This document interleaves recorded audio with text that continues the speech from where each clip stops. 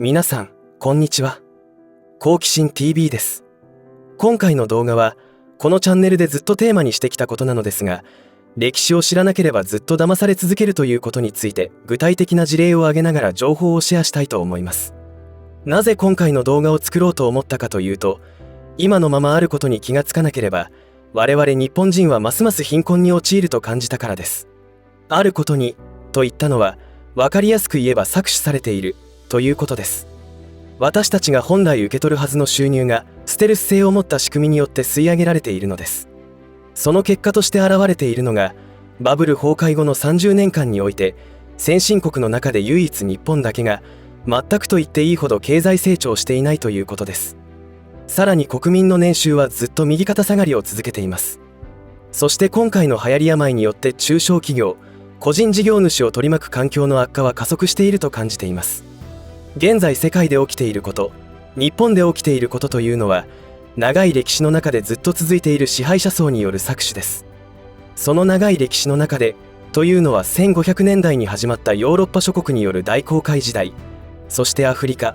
インドなどを侵略し植民地化した植民地時代はまさに搾取の典型的な構造でした。当時の人たちは、働いても働いても生活が楽になるどころか、ますます借金地獄に陥り、死ぬまで働かなければならず、幸せな日々とは程遠い人生を送らざるを得ませんでした。それは、現代になってなくなったかというと、なくなっていないのです。最近では、中国に対して欧米諸国が人権問題や強制労働について猛抗議を行っていますが、そのようなことは昨日今日始まったことではないわけです。それまで、散々国際金融資本家たちは、中国の悪行に目をつぶり、中国共産党と手を組んで利益を貪ってきたのですが、政治的な動きに変化が起きると急に正義の味方になっているという茶番を繰り広げていますね。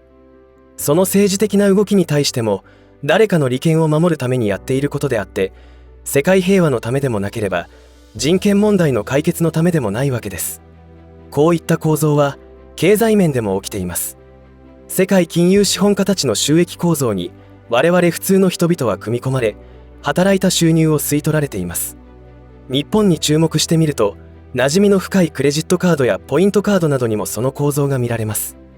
どういうことかというと、クレジットカードの収益構造など普通なら気にもならないと思いますが、図のようになっています。まず、この収益構造が成り立つための売上は何かというと、我々消費者がクレジットカードを支払うときに発生する手数料です。この手数料は消費者負担ではなく、店舗側の負担となります。このことを知らない方は結構いまして、知っている方は、知り合いの店舗などでの支払いには現金を使うなど配慮がなされているわけです。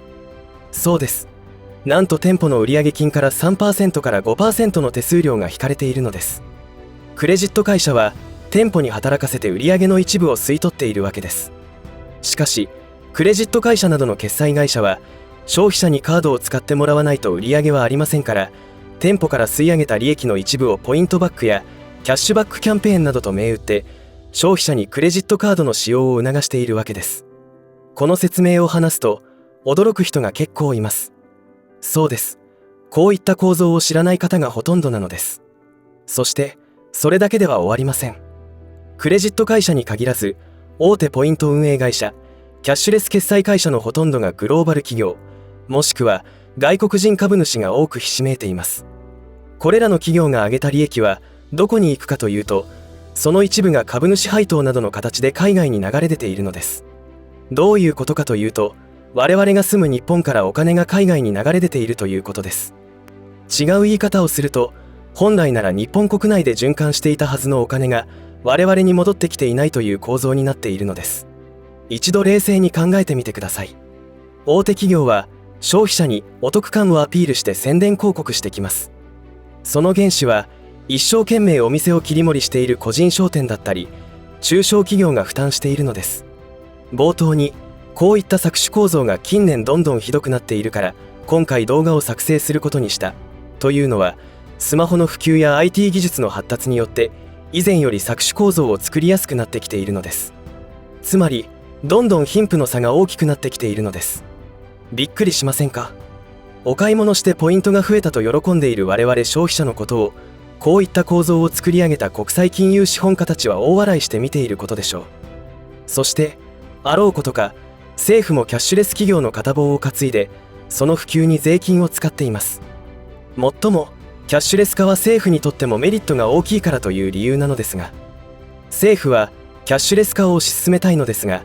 現在約 35% の普及率にとどまって遅々として進まないそうです。偽札が横行している中国などと違い、日本は偽札はめったに見つかりません。偽札をつかまされる恐れがある中国では、キャッシュレスというのは本当に良い仕組みということになるでしょうが、日本では全く事情が違いますよね。日本政府はキャッシュレス化をあと 10% 普及させるために力を注いでいます。あと 10%、これは決済会社にはとてつもない市場なのです。例えば2019年の消費者庁のデータを見ますと、日本国民の家計消費額は297兆円あったそうです。その金額の 10% がキャッシュレス決済で実行されたとなると、対象となる家計消費額は 29.7 兆円です。これが店舗の売上になると予想されるわけですが、決済手数料を 4% とすると、なんと約1兆2000億円が決済会社の売上としてもたらされるのです。ここでお願いなのですが、この動画をご覧の皆様、もしこの考え方が間違っているようでしたら、コメント欄にてご指摘ください。私は経済の専門家ではないので、教えていただけると助かります。この市場規模があるからこそ、PayPay はキャッシュレス化普及のために3年で1900億円の赤字を出し、LINEPay も約460億円の赤字を出してでもシェアを取ろうとしているということです。何を言いたいかお分かりになったでしょうか。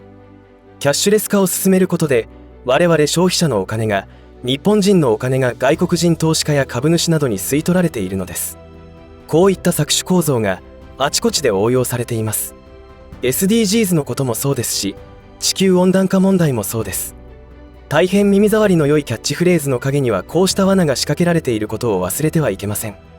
こういうことも歴史を知っていることでからくりがすぐにわかるわけです。